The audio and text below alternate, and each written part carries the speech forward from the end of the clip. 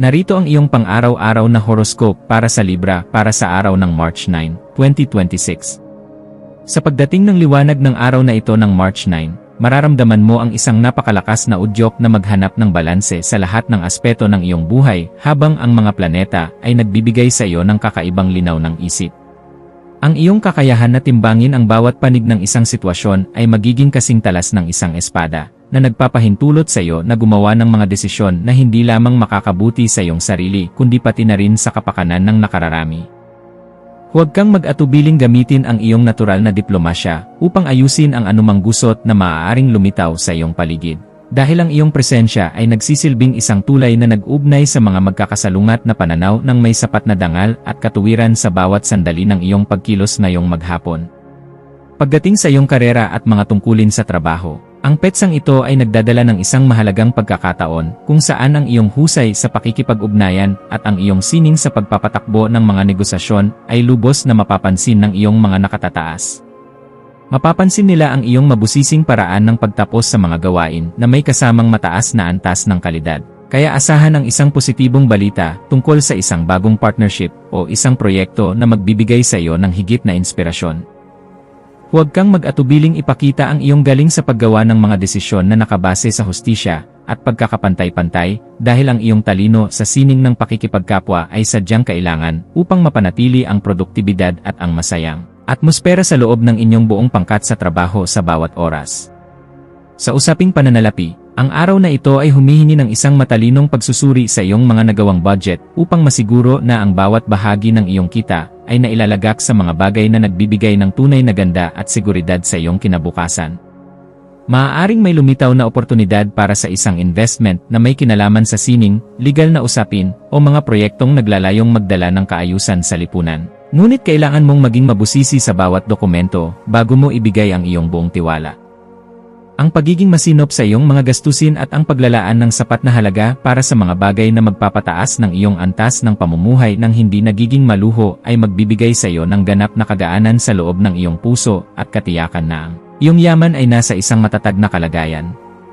Ang aspeto ng pag-ibig at pakikipag-ugnayan para sa Libra ay nasa isang yugto ng napakalalim na romansa at matamis na pagkakaintindihan kung saan ang iyong puso ay naghahangad ng isang relasyon na puno ng kislap at sapat na respeto sa iyong pagkatao.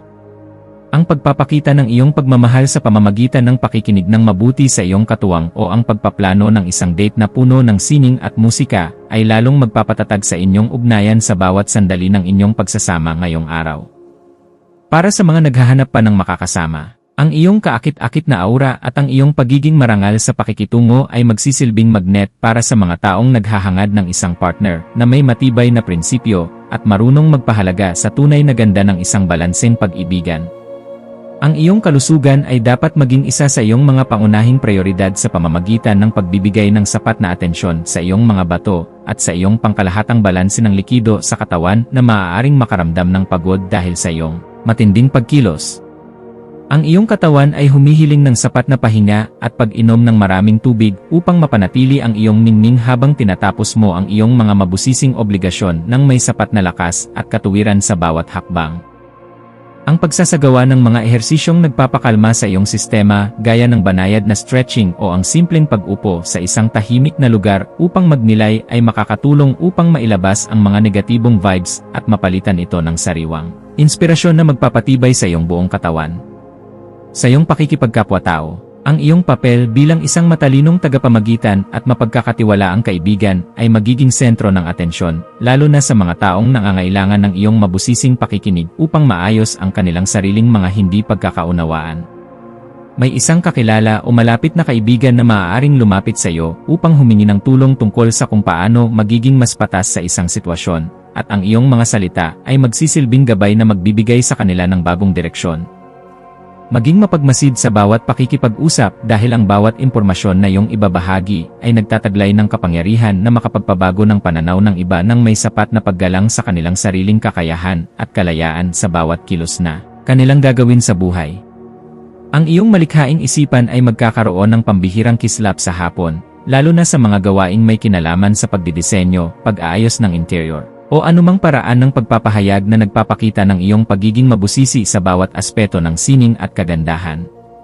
Huwag mong limitahan ang iyong sarili sa mga karaniwang pamamaraan lamang, bagkus ay subukan ang mga makabagong estilo na magpapakita ng iyong galing habang pinapanatili ang kalidad at dangal ng iyong mga gawa para sa iyong sariling kaganapan.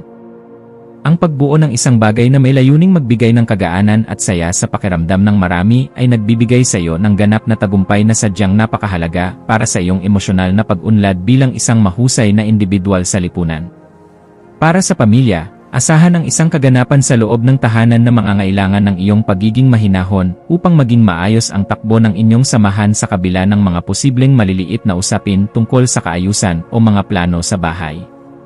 Ang iyong presensya ay magbibigay ng kagaanan dahil kaya mong magpaliwanag sa paraang madaling intindihin at may sapat na pagkilala sa nararamdamang pangangailangan ng bawat miyembro ng iyong pamilya sa bawat oras ng inyong pagsasama. Maging mapagpatawad sa mga pagkukulang ng iyong mga mahal sa buhay, at maging isang gabay na laging handang tumulong sa pag-aayos ng anumang aberya. Dahil ang matatag na pundasyon sa loob ng tahanan ang tunay mong sandigan sa bawat hamon na inyong haharapin sa hinaharap. Ang iyong intuwisyon ay magsisilbing isang matalas na kumpas sa pagpapasya tungkol sa isang bagong oportunidad na may kinalaman sa iyong personal na paglago o sa pagpapaganda ng iyong sariling kasanayan sa pakikipag-ugnayan sa mga taong may malalim na karanasan. Kung may nararamdamang udyok na ayusin ang iyong hitsura o bumili ng mga kagamitan na magdadala ng higit na kagandahan sa iyong paligid, gawin ito ngayon dahil ang daloy ng enerhiya ay pabor sa mga gawaing nagdadala ng bagong simula. Ang iyong panloob na boses ay malakas na nagpapaalala na handa ka na para sa isang mas mataas na antas ng kaganapan sa iyong pagkatao. Kaya pakinggan ito at huwag hayaang ang mga alinlangan ay humadlang sa iyong asenso patungo sa tagumpay sa bawat aspeto.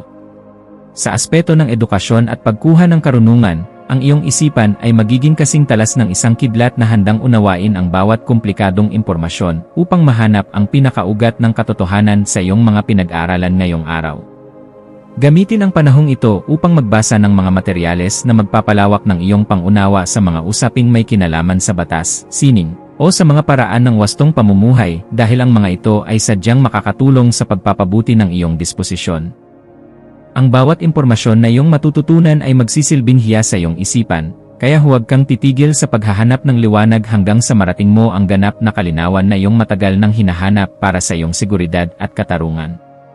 Iwasan ang pagiging masyadong mapag-alinlangan sa iyong mga desisyon upang hindi ka makagawa ng pader na maglalayo sa iyo sa mga bagong pagkakataon na maaaring magpabilis sa iyong pag-unlad sa bawat sandali ng iyong pagkilos. Ang pagpapanatili ng isang balanse sa pagitan ng pag-isip at pagkilos ay isang kasanayan na dapat mong pagtuunan ng pansin ngayong araw upang mas lalo kang irespeto ng iyong mga kasama sa trabaho at sa buhay. Ang pagpili sa kung ano ang nakakabuti sa iyong pangmatagalang mitiin nang hindi isinasakripisyo ang iyong mga prinsipyo ay magbibigay sa iyo ng mas mabilis na resulta at mas malalim na kagalakan sa bawat sandali ng iyong pakikipagsapalaran sa mundong ito sa bawat oras. Ang iyong espiritual na aspeto ay nangangailangan din ng pagkalinga sa pamamagitan ng paghahanap ng sandali ng katahimikan sa gitna ng iyong abalang schedule upang muling makakonekta sa iyong panloob na lakas na nagbibigay ng direksyon sa iyong buhay. Ang pagninilay-nilay tungkol sa iyong mga tunay na hangarin ay magbibigay sa iyo ng sagot kung bakit kailangan mong maging matatag at kung paano mo magagamit ang iyong talino para sa kabutihan ng iyong sarili at ng iyong kapwa-tao. Ang pagpapasalamat sa bawat biyaya, maliit man o malaki, na iyong natatanggap ay magbubukas ng pinto para sa mas marami pang milagro. Kaya panatilihin ang iyong integridad at ang iyong pagiging marangal sa lahat ng pagkakataon na ibinibigay sa iyo sa maghapon habang ikaw ay gumagawa. Maging mapagmasid sa mga dokumento, email, o mga mensaheng iyong matatanggap ngayong hapon, lalo na ang mga may kinalaman sa iyong mga kasunduan o mga legal na usapin, at siguraduhin na naintindihan mo ang bawat detalye bago ka magbigay ng iyong pagsang-ayon. Ang paghingi ng payo sa mga taong may sapat na karanasan o sa iyong mga mentor ay isang matalinong hakbang na dapat mong gawin upang maprotektahan ang iyong mga interes at ang iyong pinaghirapan sa loob ng mahabang panahon.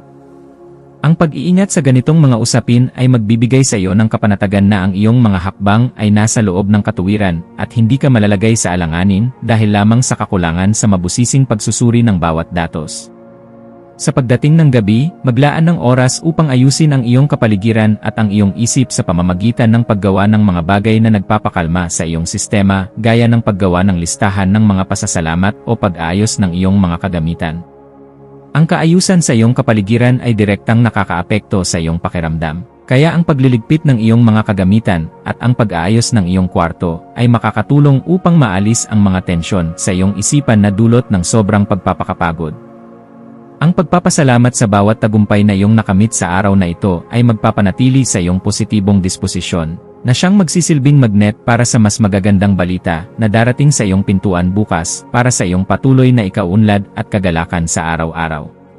Bilang huling payo para sa iyo, laging tandaan na ang tunay na lakas ay matatagpuan sa pagkakaroon ng isang mapayapang puso na laging handang umunawa sa sarili at sa ibang tao nang may sapat na pagmamahal sa bawat sandali ng iyong pagkilos. Manatiling nakatutok sa iyong sariling landas habang nagpapakita ng malasakit sa mga taong nasa paligid mo, dahil ang kaganapan ng iyong pagkatao ay matatagpuan sa pagbabahagi ng iyong liwanag ng may dangal sa lahat ng pagkakataon na ibinibigay sa iyo. Hayaang ang liwanag ng karunungan ang maging gabay mo sa pagtahak sa daan ng iyong mga adhikain, at maniwala ka na sa bawat pagsusumikap mo na magpakita ng kabutihan, mayroong magandang bukas na naghihintay para sa iyo sa bawat sandali. Ang iyong mga maswerteng numero para sa araw na ito ay 6, 15, at 19. Ang iyong maswerteng kulay ay pastel na rosas o asul na langit na sumisimbolo sa pag-ibig at kapayapaan. At ang maswerteng gawain para sa araw na ito ay ang pag-aayos ng isang magandang bouquet ng bulaklak, ang mabusising paglilinis ng iyong mga salamin, o ang pakikipag-ayos sa isang kaibigan na matagal mo nang hindi nakakausap upang muling mahanap ang iyong kagalakan.